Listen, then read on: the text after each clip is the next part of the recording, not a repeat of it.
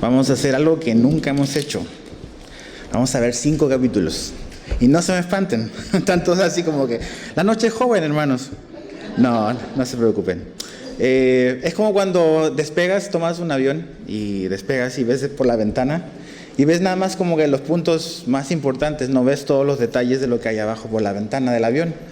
Eso es lo que vamos a hacer esta noche. Solamente vamos a ver los quizás puntos más destacables de los capítulos 15 al 19. ¿Por qué lo hacemos así? Porque los capítulos 15 al 19 precisamente es un momento importante porque es la distribución de la tierra. Dios reparte la tierra a los israelitas y creo que es bueno como que verlo. Hay muchos nombres de ciudades, de lugares, de montañas, de ríos y no vamos a alcanzar a ver todo. Entonces es como la idea y el panorama general. Entonces si estás ahí en Josué capítulo 15, vamos a leer el verso 1. Oramos y estudiamos. Dice así: la parte que tocó en suerte a la tribu de los hijos de Judá, conforme a sus familias, llegaba hasta la frontera de Edom, teniendo el desierto de Sin al sur como extremo meridional. Entonces, Señor, te pedimos de que tú abras nuestro corazón y nuestro entendimiento. Y en estas cosas, incluso en estas, donde hay muchos lugares geográficos, quizás información que uno pudiese considerar como no tan relevante, aún hay. Tú tienes algo que decirnos, entonces abre nuestro entendimiento y nuestro corazón y háblanos por medio de tu palabra. En el nombre de Jesús, amén. ¿Qué hemos visto hasta el momento? Josué comienza a distribuir la tierra. En el capítulo 13, si se recuerdan, Dios le habla a Josué, le dice: Josué, ya estás viejo. Y le dice varias veces: ya estás viejo. ¿Te ha pasado eso de que cuando tú le dices a alguien, creo que ya estoy viejo, y te dicen, no, todavía no, y como que Josué dice, estoy viejo, y Dios le dice, sí estás viejo, y ya te queda poco. Entonces hay chamba por hacer, hay trabajo por hacer.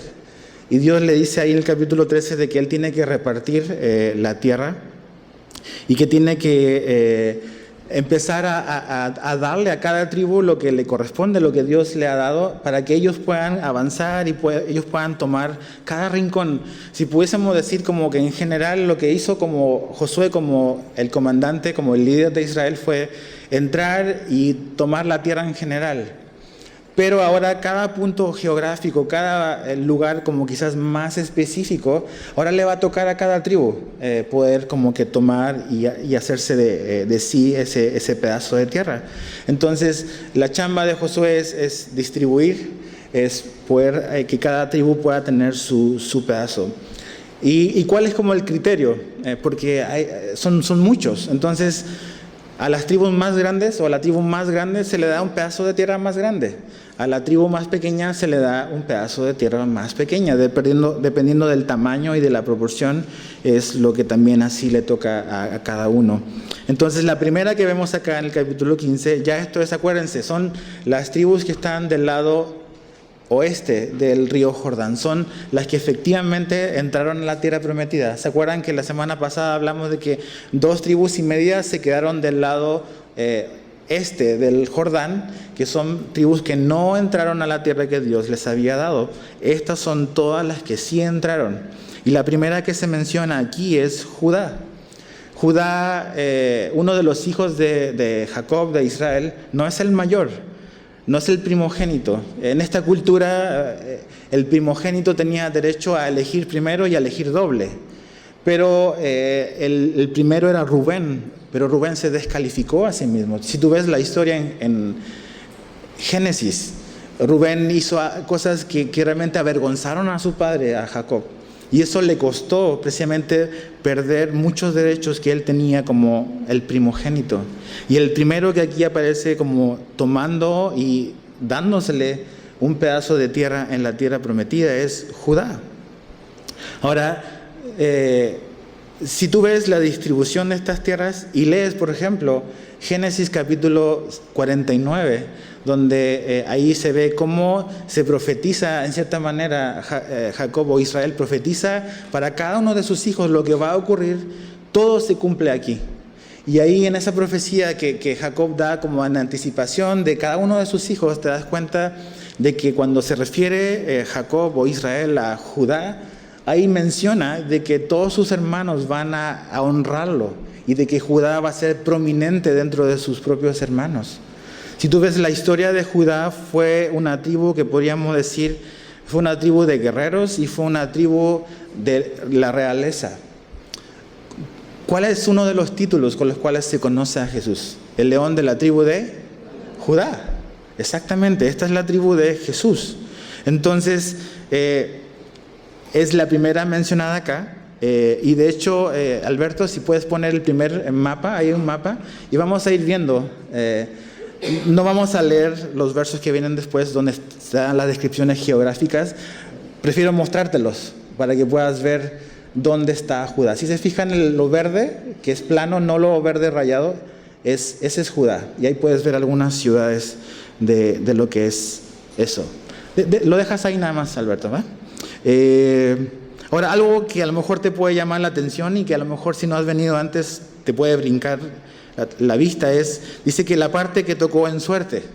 ¿Se acuerdan que vimos y hablamos de que esa fue la manera en la cual Dios eligió y decidió poder repartirles a cada tribu la tierra que le correspondía? No sabemos cuál fue exactamente la metodología en este caso en particular, mas sí fue algo que en el contexto judío era algo que era aceptado, que era como que reconocido como una de las maneras por las cuales Dios podía mostrar su voluntad en el contexto judío del Antiguo Testamento. No lo vamos a leer, pero puedes después buscar Proverbios 16:33, y ahí se dice que básicamente tú puedes tirar los dados, pero Dios es el que dice si ganas o no, o qué es lo que te toca. Entonces, la nación de Israel entendió que esa fue, en este contexto, la manera a través de la cual Dios iba a ir mostrándole qué le tocaba a cada uno. Pero básicamente lo que ellos tenían claro es que no era que Josué iba a elegir, sino que es Dios el que está eligiendo. Hoy en día a veces hemos escuchado, la tierra es del que la trabaja, pero Dios dice, la tierra es mía y yo se la doy a quien yo quiero. Ese es Dios. Entonces Dios está distribuyendo su tierra a su pueblo, y incluso a su pueblo Él está determinando a través de este procedimiento quién se va a quedar con qué pedazo. Ahora, tú dices, a ellos les tocó una cosa, a otros les tocó otra cosa, y pensaba en nuestra vida. O sea, a nosotros, a ustedes les tocó nacer aquí o en otras ciudades de México, a mí me tocó nacer en Sudamérica y a lo mejor de otras naciones acá. Tú no elegiste eso. Nos tocó, es la providencia de Dios. Dios eligió dónde íbamos a nacer. Y juntamente con todas esas cosas, dónde hemos nacido, dónde hemos sido puestos, decisiones que no hemos tomado nosotros. Dios juntamente con eso, como vamos a ver y como se ve en la historia de Israel, Dios no solamente expresó su voluntad a través de esto, sino que también sus propósitos se cumplieron en cada una de estas tribus. Entonces, en el contexto en el que estamos, o sea, ¿por qué nacimos en México? ¿Por qué naciste en México? ¿Qué onda con la gente que nació en Medio Oriente? Quizás en lugares difíciles donde hay mucha pobreza, ¿no? O en lugares donde los cristianos son perseguidos por su fe. No entendemos y no tenemos las respuestas para todas las cosas, pero sí sabemos, porque la Biblia nos dice, que Dios tiene un plan y un propósito para cada vida en particular. Para tu vida, para mi vida. Ahora, del verso 1 al verso 12 no lo vamos a leer, es la descripción de eso que están viendo mejor visualmente. Ese es el pedazo de tierra que le toca a Judá. Verso 13, baja ahí al verso 13 del capítulo 15. Vamos a leer el verso 13. Dice, más a Caleb, ¿se acuerdan del buen Caleb? Aquí vuelve a aparecer este hombre. Dice, más a Caleb, hijo de Jefone, dio su parte entre los hijos de Judá, conforme al mandamiento de Jehová a Josué, la ciudad de Kiriat Arba, padre de Anac, que es Hebrón. Esta área, o este pedazo y Caleb aparece mencionado aquí, porque básicamente el territorio que Dios le prometió a Caleb era de Judá. Por eso, antes de seguir avanzando, dice Caleb, o sea, aparece mencionado él como lo que le toca dentro de Judá, ¿no? Es Hebrón. Dice verso 14, y Caleb echó de allí a los 3 hijos de Anac, a Sesai, a Imán, Talmai, hijos de Anac. Acuérdense, ¿quiénes son estos hombres? Son gigantes, ¿ok? De esta tierra después, más adelante en la historia de Israel, va a venir el gigante más famoso, Goliat. Pero esa es la tierra que le tocó a Caleb, ¿no? La tierra de gigantes. Verso 15, de aquí subió contra los que moraban en Debir, y el nombre de Debir era antes Kiriat Sefer. Y dijo Caleb, al que atacare a Kiriat Sefer y la tomare, yo le daré a mi hija Axa por mujer. Y la tomó Otoniel, hijo de Cenaz, hermano de Caleb, o sea, sobrino de Caleb, y él le dio a su hija Axa por mujer. Y aconteció que cuando la llevaba, él la persuadió que pidiese a su padre tierras para labrar. Ella entonces se bajó del asno, y Caleb le dijo, ¿qué tienes? Y ella respondió, concédeme un don, puesto que me has dado tierra del Negev, dame también fuentes de aguas. Él entonces le dio las fuentes de arriba y las de abajo. Y aquí vemos a este hombre Caleb, que va él a tomar la tierra que Dios le dio por heredad. Un buen hombre para estudiar. Es impresionante, es uno de mis personajes favoritos del Antiguo Testamento.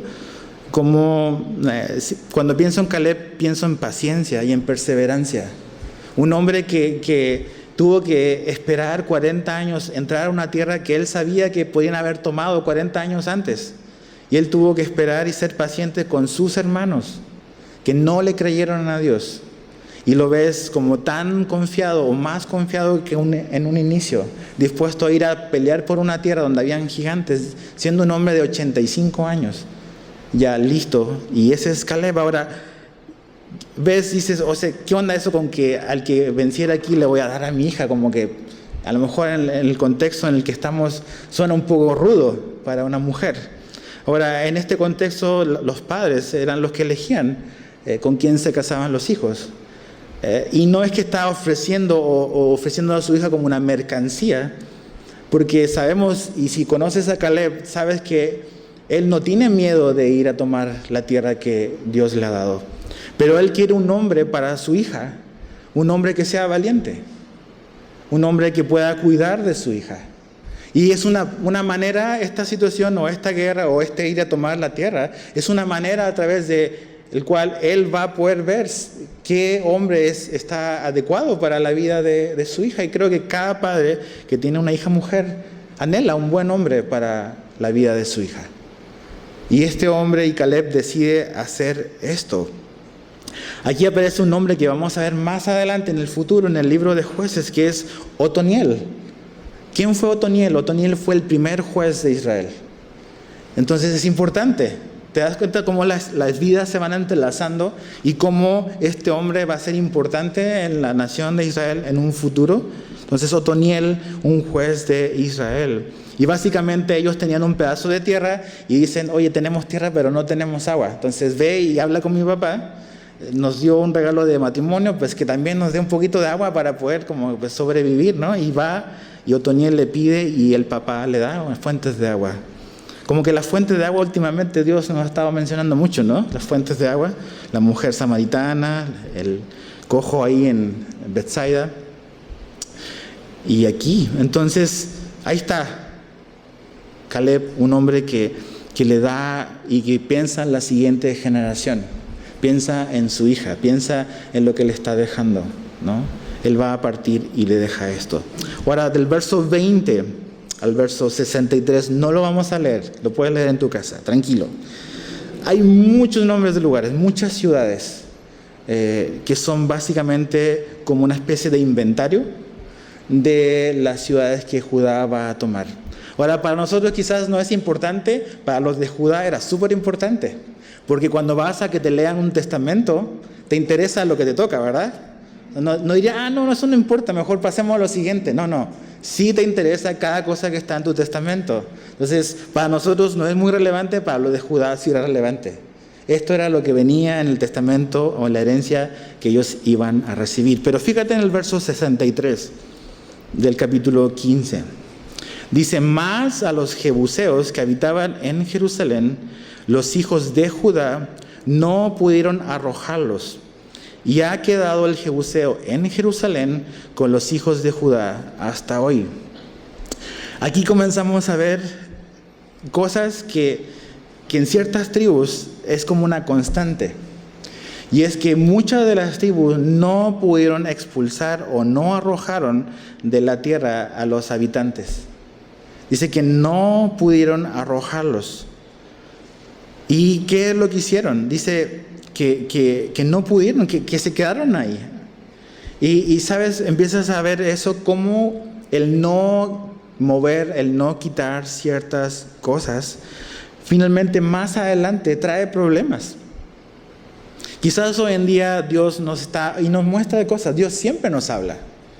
Y lees la Biblia y estás leyendo algo y Dios empieza a traer convicción de ciertas cosas que necesitamos como que poner a un lado y dejar y arrepentirnos.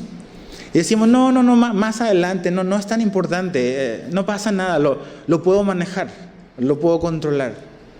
Y resulta que un poco más adelante, eso que yo pensaba que tenía como que dominado o controlado o que no me iba a afectar, se da vuelta la situación. Y termino yo en un gran problema por no haber enfrentado la situación en el tiempo en el cual Dios me había dicho que lo enfrentara. Y ves eso una constante en estas tribus, que muchos de las personas y de los grupos que Dios les dijo que movieran, no los movieron y no los echaron. Y tú dices, oye, ¿por qué no lo hicieron? ¿Por qué no lo hicieron? Dice, no, es una exageración, ¿cómo van a ser tan obedientes? ¿No? Entonces, a veces hoy en día a los cristianos que son súper obedientes, la gente les llama fanáticos. Entonces la gente dice, no seas tan fanático, hombre, tómalo con más calma. Pero realmente no es fanatismo. O sea, la Biblia nos insta y Dios nos insta a obedecer al 100%. No al 90%, no al 50%, sino al 100%. Y no es como que cristianismo radical, ese es el cristianismo. Jesús dijo que si nosotros amábamos a Jesús, íbamos a ¿qué? A guardar sus mandamientos.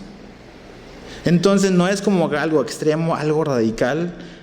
Dios les estaba pidiendo que expulsaran a esa gente, porque era el lugar que Dios les había dado a ellos. Tú dices, es que a lo mejor no pudieron. ¿Y sabes quién les votó el argumento? Precisamente Caleb. Caleb, un anciano de 80 y tantos años, sí pudo expulsar a los que estaban en su territorio. Y a veces cuando uno dice que yo no puedo dejar esto, ¿y cómo hay gente que sí lo hace?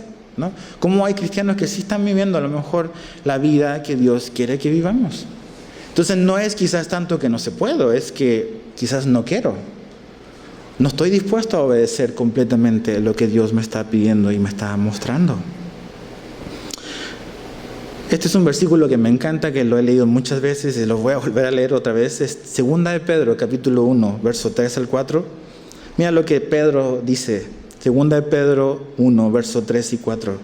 Dice, como todas las cosas que pertenecen a la vida y a la piedad nos han sido dadas por su divino poder, mediante el conocimiento de aquel que nos llamó por su gloria y excelencia, por medio de las cuales nos ha dado preciosas y grandísimas promesas, para que por ellas llegaseis a ser participantes de la naturaleza divina, habiendo huido de la corrupción que hay en el mundo a causa de la concupiscencia.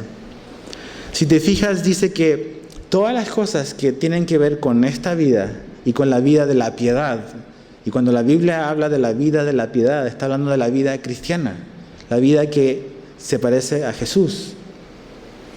Todas las cosas que nos han sido dadas, Dios nos ha dado los recursos para poder vivir esta vida terrenal, y Dios nos ha dado todo lo que tú y yo necesitamos para vivir la vida espiritual.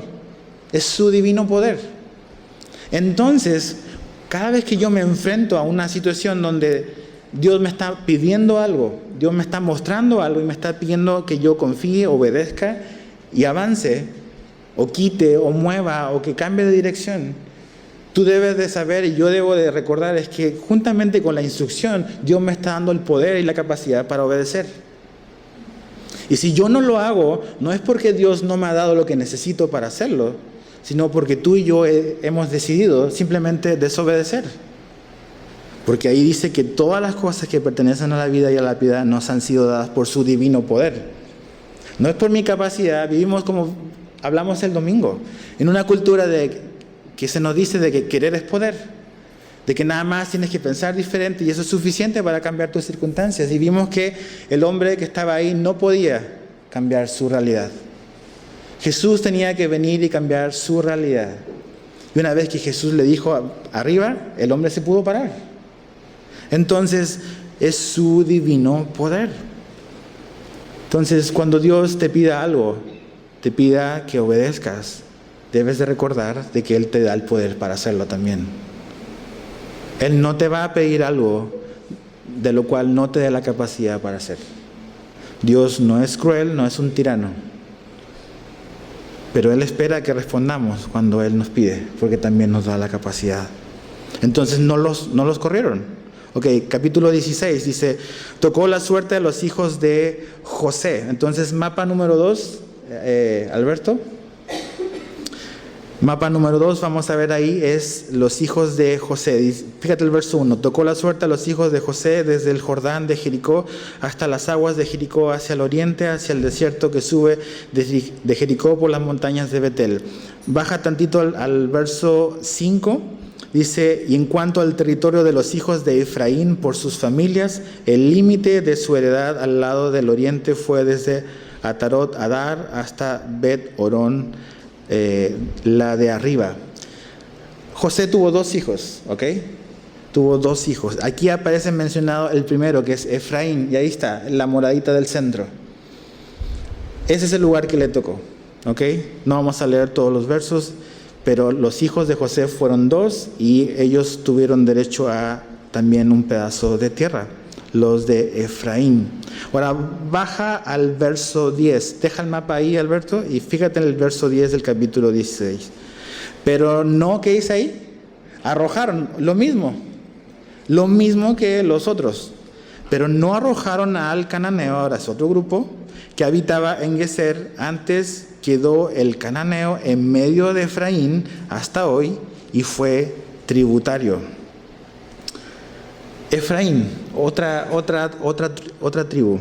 No arrojaron al cananeo, lo mismo. Es como la constante, ¿te fijas? Dios les da algo, le dice, saquen a todo, eso es de ustedes, no pueden dejar que nadie permanezca ahí. Y luchan y van y toman, pero no sacan todo lo que tienen que sacar. Aquí algo a diferencia de los de Judá, es que dice que ellos hicieron que los cananeos fuesen tributarios. Y eso es algo quizás más grave que los de Judá, porque básicamente lo que los de Efraín hicieron fue que ellos, por su ambición económica, dijeron, no, los vamos a dejar, mejor vamos a hacer que nos paguen y que esto sea una posibilidad de negocio. Porque si los tenemos ahí y nos dan dinero, pues bolsillo lleno, corazón contento. Entonces, permitieron que los de Canaán permanecieran ahí porque fue una posibilidad de ingreso y una posibilidad económica. Y pensaba en eso, en nosotros. ¿Cuántas cosas a veces toleramos en nuestra vida simplemente porque representa un beneficio económico para nosotros? ¿Cuántas cosas nos involucramos nada más porque queremos tener un poco más de recursos? ¿Cuántas cosas que tenemos que poner a un lado? ¿O cuántas cosas que quizás no debiésemos de involucrarnos como creyentes? Lo hacemos porque eso significa un ingreso extra. Ponle el nombre que quieras. Negocio, dinero. Y ya sabes, o sea, a todos nos afecta cuando se nos toca el bolsillo. Y muchas veces ese es nuestro Dios, el dinero, los bienes materiales, los recursos. Y decimos, no pasa nada, Dios me está bendiciendo con una entradita extra, ¿no?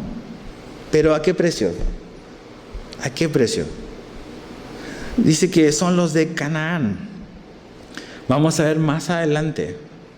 Ves en la historia de los jueces, precisamente, que los de Canaán, que aquí ellos no estuvieron dispuestos a expulsarlos, más adelante, un par de décadas más adelante, los de Canaán esclavizaron a los israelitas. En este momento, los de Efraín ni se imaginan eso. Pero ellos no saben lo que Dios alcanza a ver, ¿ves?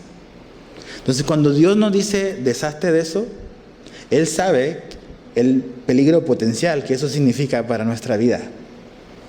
Y Dios nunca pierde. Ahora, Él te dice no a esto, no porque te quiere fastidiar la fiesta, sino porque quiere cuidarte y te ama. Y no quiere verte esclavizado de algo que ahora pinta como bueno y como una oportunidad para ti, pero a la larga vas a terminar siendo esclavo. Y eso es lo que pasó con los de Canaán y los israelitas. No estuvieron dispuestos a someter, a quitar eso de en medio de ellos, y después terminaron siendo esclavos. Y sabes que eso es gradual. Dicen, no pasa nada, no, Dios no sabe. ¿Neta? Y a veces pensamos que somos más brillantes, que conocemos mejor, y como que nosotros vamos a aconsejar a Dios, ¿no? Me imagino, pienso en Pedro, cuántas veces Jesús le dijo, no, tira del otro lado, o ve, vamos otra vez a pescar. Yo creo que Pedro pensaba, oye, yo soy el pescador, tú eres un carpintero. ¿Qué sabe un carpintero de peces? ¿No? Y así a veces, que yo sé de negocio, yo sé de esto, yo sé de lo otro, y o sea, ¿qué sabe Dios de esto? Entonces yo tomo las decisiones. Así estaban ellos, después pidiéndole ayuda a Dios para que los liberara de los cananeos. El pecado no se puede someter. El pecado o lo matas o él me mata a mí. Pero no lo puedo someter. El pecado no va a decir, sí, tranquilo, no, aquí voy a estar en un rinconcito, no te voy a molestar. No. La carne no. Por eso Pablo dice que tenemos que hacer morir la carne, hacer morir lo terrenal. Santiago capítulo 1, verso 3 al 15 dice, cuando alguno es tentado, no diga que es tentado de parte de Dios, porque Dios no puede ser tentado por el mal, ni Él tienta a nadie, sino que cada uno es tentado cuando de su propia concupiscencia es atraído y seducido. Entonces la concupiscencia, después de que ha concebido, da a luz el pecado. Y el pecado, siendo consumado, da a luz la muerte. Es todo un proceso. No es nada más de un día para otro que pum, pasó algo y dices, ¿cómo llegué aquí? El pecado tuvo un trabajo sutil en mi mente, en mis deseos caídos. Y me empezó a seducir, lo empecé a pensar y dije, a lo mejor sí voy a meterme, sí me voy a involucrar en esto. Y termino cediendo y pum, y caigo y pum, trae muerte, trae destrucción. Pero no fue de un día para otro que llegué ahí. Sino fue algo que no puse atención y decidí no cortar a tiempo y no pararlo cuando se podía parar. Romanos 8:13, Pablo dice, porque si vivís conforme a la carne, moriréis. Muy claro, Pablo. Mas si por el Espíritu hacéis morir las obras de la carne, viviréis. Entonces tú dices, no, es que yo no puedo parar esto, es que no puedo. Tienes el Espíritu de Dios. Sí puedes. No en tu poder, no en tu capacidad, no en la mía. Pero mediante el Espíritu Santo sí puedes decirle no a esa tentación. Sí puedes decirle hasta pronto a eso que tienes que dejar atrás.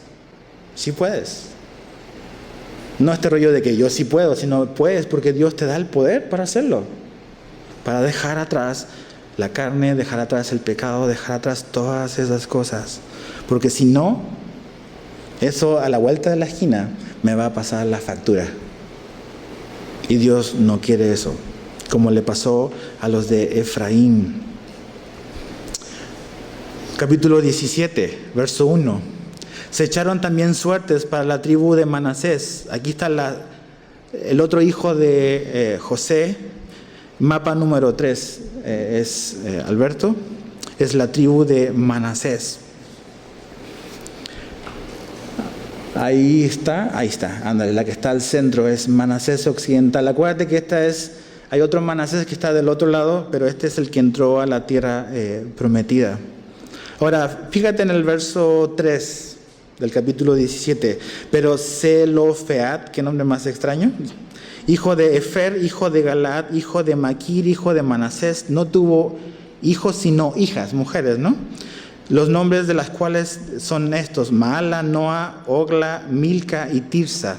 Estas vinieron delante del sacerdote Eleazar y de Josué, hijo de Nun, y de los príncipes, y dijeron: Jehová mandó a Moisés que nos diese heredad entre nuestros hermanos, y él les dio heredad entre los hermanos del padre de ellas, conforme al dicho de Jehová, y le tocaron a Manasés 10 partes, además de la tierra de Galaad y de Basán, que está al otro lado del Jordán, porque las hijas de Manasés tuvieron heredad entre sus hijos, y la tierra de Galaad fue de los otros hijos de Manasés. Aquí vemos algo importante.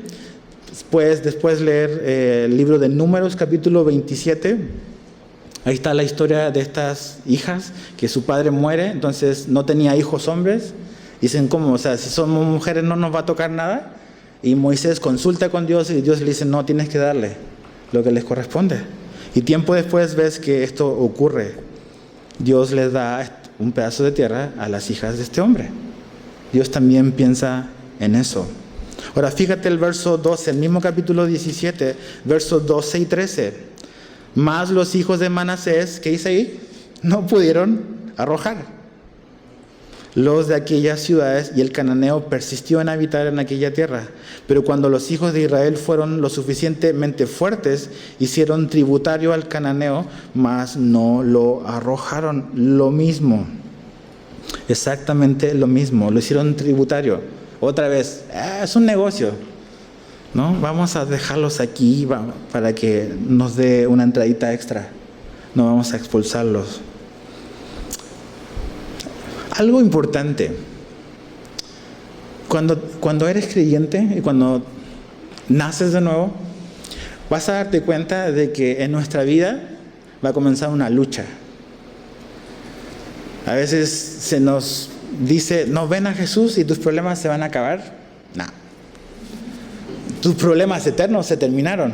Sí, ya no tienes un problema con Dios. Pero en nuestra vida empieza una lucha espiritual.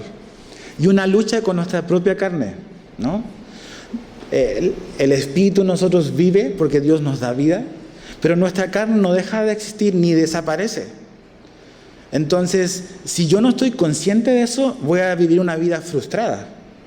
Porque la Biblia me dice que mientras yo esté en esta carne, va a haber una lucha dentro de nosotros, entre el espíritu y la carne. Y lo que necesitamos recordar, porque esa es como la aplicación de la historia de Josué y la tierra prometida, es que Dios tiene muchas promesas para nosotros.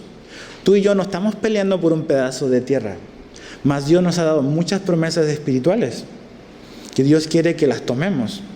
Pero hay muchas cosas que se van a oponer y van a resistir eso. Y una de las cosas que no se van a ir fácilmente es nuestra carne. Nuestra carne nos va a dar lata toda la vida. Me encantaría que dijera: ¿sabes qué? Esto dura una semana.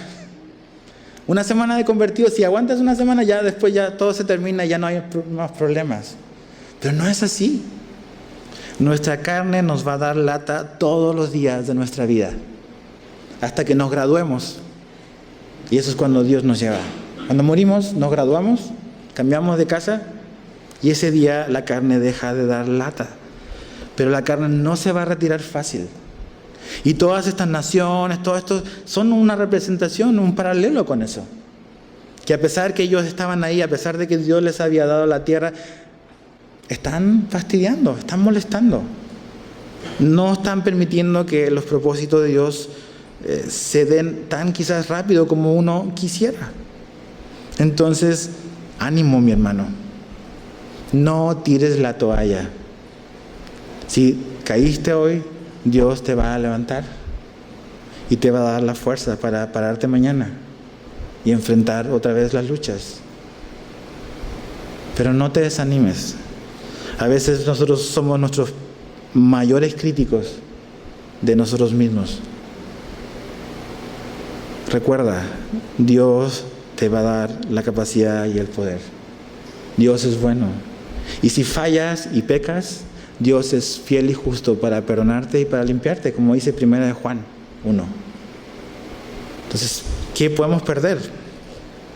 Entonces, no pudieron sacarlos y ya. Ahora, verso 14 al verso 18, dice: y los hijos de José hablaron a Josué diciendo: ¿por qué nos has dado por heredad una sola suerte y una sola parte? Y empiezan las quejas. Qué raro, ¿verdad? Se habían tardado. Siendo nosotros un pueblo tan grande y que ahora nos ha bendecido hasta ahora. Y Josué le respondió: si sois pueblo tan grande, subid al bosque y haceos desmontes allí en la tierra de los fereceos y de los refaitas, ya que el monte de Efraín es estrecho para vosotros.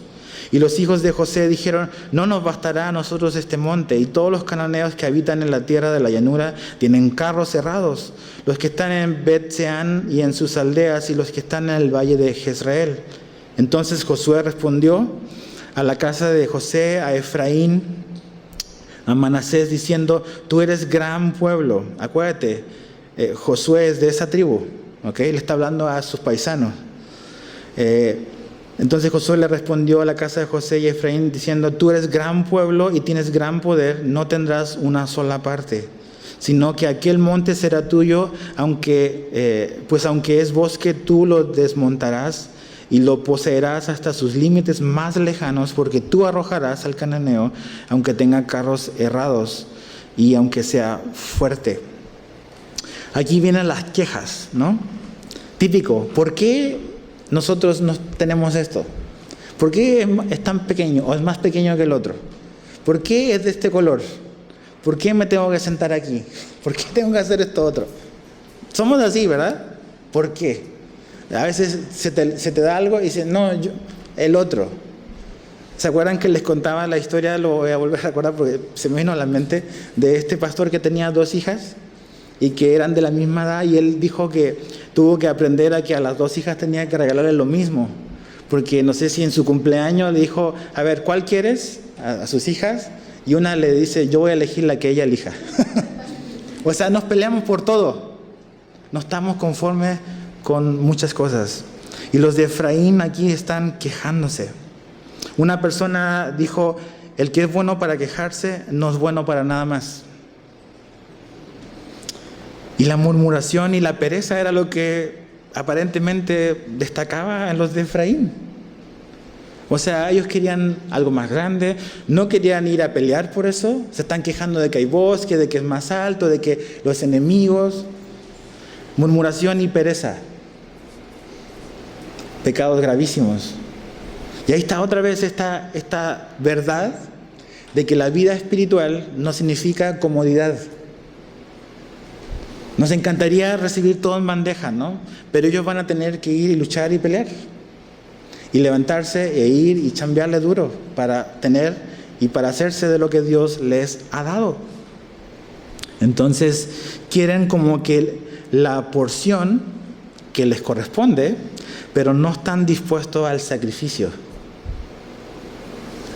¿Cuántos a veces somos así, no? O sea, queremos como que los beneficios, pero no estamos dispuestos a sacrificarnos o a trabajar duro por eso. Así eran los de Efraín. Capítulo 18. El capítulo 18 y el capítulo 19 son el resto de todas las otras tribus. Pero fíjate el verso 1 del capítulo 18. Dice: toda la congregación de los hijos de Israel se reunió en Silo. Ok, esto es otra ciudad, es otro lugar. Hasta este momento Josué y toda la nación estaban en Gilgal. Ok, se mueven a Silo. Dice: y erigieron, allí el tabernáculo de reunión.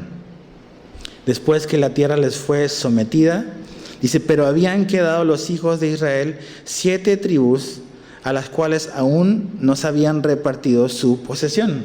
O sea, hay 7 tribus que todavía no saben qué onda con ellos. Ahora fíjate el verso 3, cómo Josué los les habla. Verso 3. Y Josué dijo a los hijos de Israel: ¿hasta cuándo seréis negligentes para venir a poseer la tierra que os ha dado Jehová, el Dios de vuestros padres? Señalad 3 varones de cada tribu para que yo los envíe, dice, y que ellos se levanten y recorran la tierra y la describan conforme a sus heredades y vuelvan a mí. Y la dividirán en 7 partes, y Judá quedará en su territorio al sur, y los de la casa de José en el suyo al norte. Vosotros pues delinearéis la tierra en 7 partes, y me traeréis la descripción aquí, y yo os echaré suertes, otra vez ahí, suerte, aquí delante de Jehová nuestro Dios. Pero los levitas ninguna parte tienen entre vosotros, porque el sacerdocio de Jehová es la heredad de ellos. Acuérdate que los levitas no tienen tierra, su herencia es Dios mismo. ¿Cómo van a subsistir? El resto de las tribus van a proveer por sus necesidades. Ellos así van a poder mantenerse. Entonces los levitas no. Dice Gad también, y Rubén y la media tribu de Manasés ya han recibido su heredad al otro lado del Jordán, al oriente, la cual les dio Moisés, siervo de Jehová. Levantándose pues aquellos varones, fueron y mandó Josué a los que iban para delinear la tierra, diciéndoles: id, recorred la tierra y delineadla, y volved a mí, para que yo os eche suertes de aquí delante de Jehová en Silo. Fueron pues aquellos varones y recorrieron la tierra, delineándola por ciudades en 7 partes en un libro, y volvieron a Josué al campamento en Silo. Y Josué les echó suerte delante de Jehová en Silo, y allí repartió Josué la tierra a los hijos de Israel por porciones. Aquí vemos algo que me impresionó mucho, y es que las otras tribus están ahí como que involucradas, las primeras que vimos, pero estas últimas 7 son tribus, podríamos decir, pasivas. Hay una pasividad, y de hecho Josué los regaña. Le dice: ¿hasta cuándo son negligentes? La palabra también se puede decir ociosos. ¿Por qué están así de ociosos? O sea, lo interesante y lo curioso de estas 7 tribus es que no han tomado parte de su tierra porque ni siquiera saben cuál es su tierra, ¿no? O sea, los otros sí saben y tienen que ir, o vamos a ir a tomar la tierra, pero estos ni siquiera saben dónde tienen que ir. No han preguntado, no han venido con Josué a decirle: a ver, ¿qué nos toca? Y es Josué el que les tiene que decir: oye, pónganse las pilas. O sea, Dios les dio algo, ¿por qué no están interesados en lo que Dios les ha dado? Y ¿sabes qué? Pensaba que muchas veces nosotros podemos llegar a ser así. Estamos relajados y despreocupados respecto a todas las cosas que Dios nos ha dado. No estamos interesados en ellas. No, oye, ¿qué es lo que Dios quiere para mí? ¿Cuáles son los propósitos de Dios para mi vida? ¿Qué es lo que Dios quiere específicamente para ti y para mí? ¿Te has preguntado eso? Tu vida no es nada más random, no es al azar, no es producto de la casualidad. Dios te creó, te formó y te dio un propósito. Y Dios quiere que tú y yo le conozcamos y sepamos qué es lo que Él tiene y quiere para cada uno de nosotros. Pero a veces podemos estar así como ellos, pasivos, nada más, pues, marcando el paso, o preocupados de otras cosas, distraídos con un montón de situaciones, menos con el plan y el propósito de Dios para nuestra vida. Así relax, ¿no? Así no pasa nada. Y Dios ya les había dado algo, ya tenían algo. ¿Sabes, conoces cuál es el propósito de Dios para tu vida? Mira, Dios tiene propósitos generales y así amplios para cada uno de sus hijos. Uno de esos es que tú y yo seamos conformados a la imagen de Jesús. Romanos 8:29. O sea, Dios quiere transformar a cada uno de sus hijos más como Jesús, ¿ok? Ese es un propósito para cada cristiano. La Biblia también dice que un propósito es que todos seamos santificados, que crezcamos en santidad para todos los creyentes por igual. Pero Dios también tiene planes y propósitos específicos para cada uno de nosotros. Dios nos quiere usar, nos quiere poner en ciertos lugares, quiere mostrarnos ciertas cosas. Pero si yo no paso tiempo con Jesús, con este libro abierto, ¿cómo voy a poder yo saber qué es lo que Dios quiere y tiene para mí? Y a lo mejor ese es nuestro pecado, como que una falta de interés en los propósitos y los planes de Dios para nuestra vida. A lo mejor pensamos que no necesitamos de sus planes, no necesitamos de su ayuda. A lo mejor estoy contento con mis planes, estoy contento a lo mejor con los propósitos que yo he establecido para mi vida, pero ¿le has preguntado a Dios si esos son los que Él tiene para ti? Porque si yo estoy involucrado plenamente en un propósito y en un plan que no es el de Dios, voy a terminar como la mujer samaritana, con sed al final, con muchos intentos, 5, 6, 7 intentos en algo, y voy a volver a terminar con sed al final. Pero los planes de Dios, sus propósitos, satisfacen nuestra alma, nos llenan. Y Josué los tiene que exhortar fuertemente, de decir, oye, ustedes ni siquiera han venido a preguntar qué es lo que les toca, a dónde les toca. Y los regaña, ¿no? Ahora, fíjate del verso 11 al 28, está el mapa número 4, que son la tribu de Benjamín. Dice el verso 11, dice, y se sacó la suerte a la tribu de los hijos de Benjamín conforme a sus familias, y el territorio adjudicado a ella quedó entre los hijos de Judá y los hijos de José. Ahí está Benjamín, el amarillito, ya lo ven ahí al medio, bastante pequeñito, pero esa es la tribu de los hijos de Benjamín. Capítulo 19. Vamos nada más a ver un par de versículos. Verso 1 del capítulo 19. La segunda suerte tocó a Simeón, mapa número 5. Para la tribu de los hijos de Simeón, conforme a sus familias, y su heredad fue en medio de la heredad de los hijos de Judá. Ahí está. No lo veo, a ver. ¿Sí está ahí? Simeón. Ahí está. No, el anterior. Ándale, ahí está. Ellos quedaron ahí rodeados de los de Judá, al medio. Esa es la tribu de los hijos de Simeón, ahí bien guardaditos por los de Judá.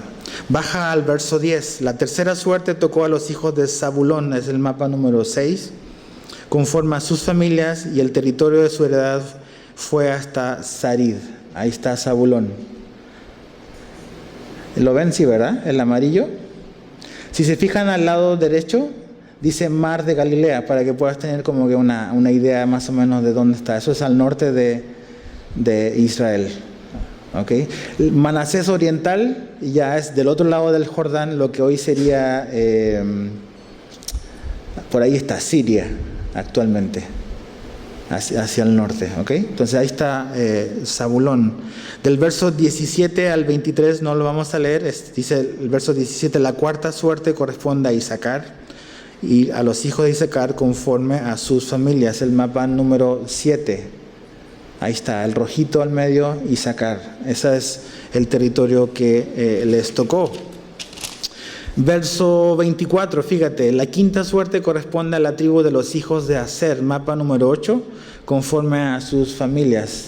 Ahí está, Aser da al Mediterráneo, ¿lo ven el verde? Ahí está, la familia y la tribu de Aser. Baja al verso 32, ahí vemos el mapa número 9. La sexta suerte correspondió a los hijos de Neftalí conforme a sus familias. Ahí está Neftalí al ladito de Aser. También toca ahí un pedazo del mar de Galilea. Baja al verso 40, donde encontramos el último mapa. Dice, la séptima suerte correspondió a la tribu de los hijos de Dan conforme a sus familias. Ahí ven a Dan, también da a lo que es el mar Mediterráneo. Una ciudad ahí, a lo mejor que alcanzas a reconocer, es Jope. Era una ciudad importante en los tiempos de Jesús. Ahí está Dan.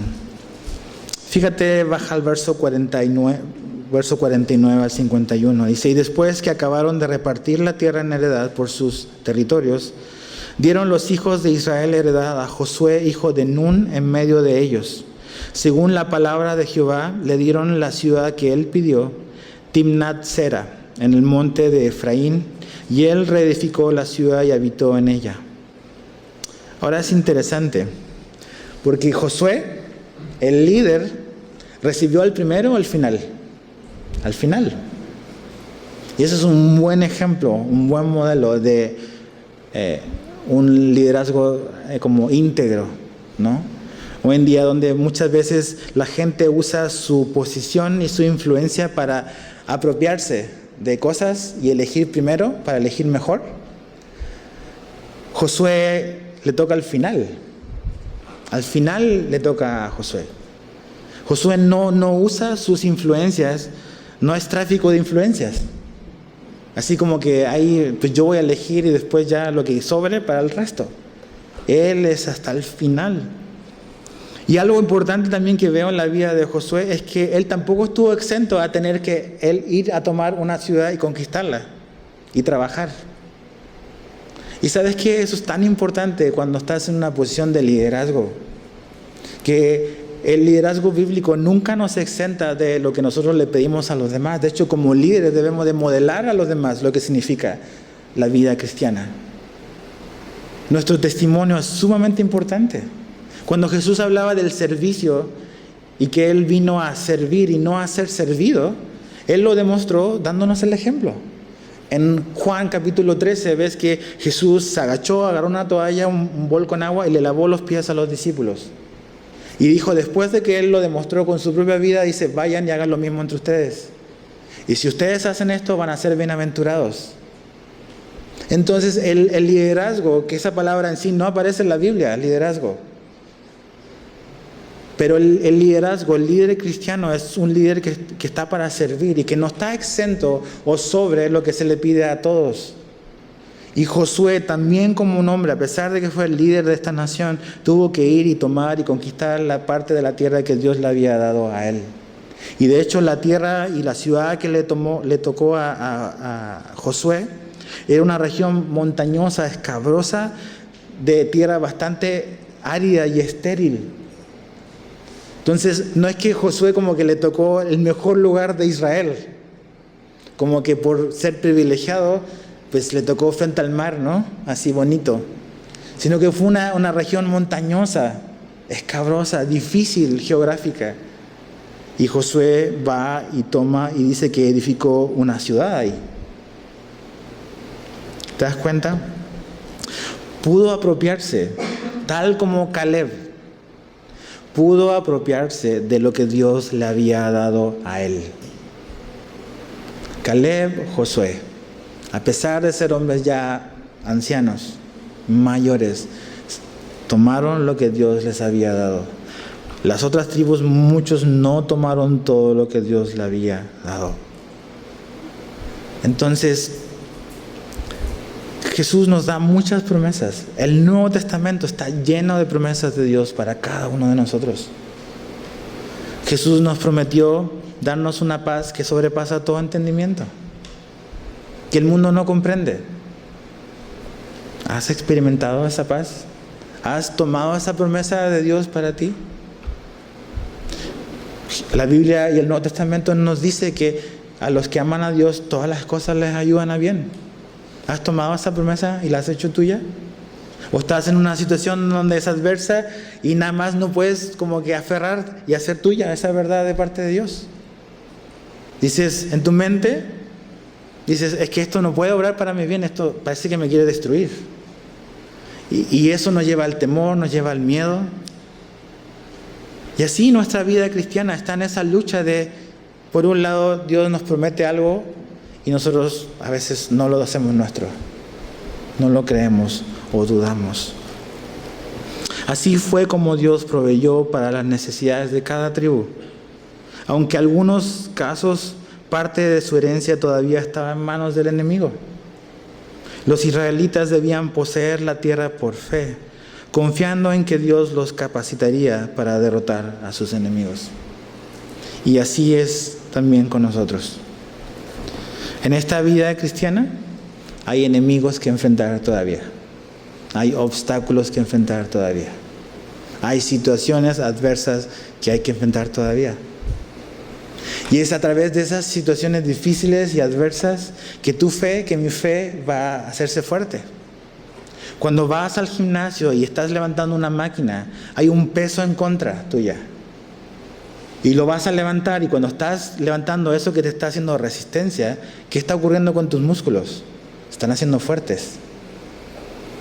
Entonces, cuando hay una dificultad, hay una adversidad, una prueba en tu vida, Dios no la mandó y no la está permitiendo para destruirnos. Él la va a usar para hacernos más fuertes, para afirmar y hacer crecer nuestra fe para que podamos madurar, no para destruirnos. Y es en esos momentos donde debemos de recordar cuáles son las promesas que Dios nos ha dado. Y no dudar y no temer. Entonces, mis amigos y hermanos, pasemos tiempo en la palabra de Dios. Abramos este libro.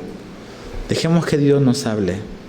Permitámosles a Jesús de que nos muestre las cosas que tenemos quizás todavía sin resolver y que hemos creído, a lo mejor esa mentira de que no puedo deshacerme de eso que me tiene ahí como que medio esclavizado. Dios nos dice que con su poder, de su Espíritu, sí podemos ponerle un alto a eso, sí podemos terminar eso.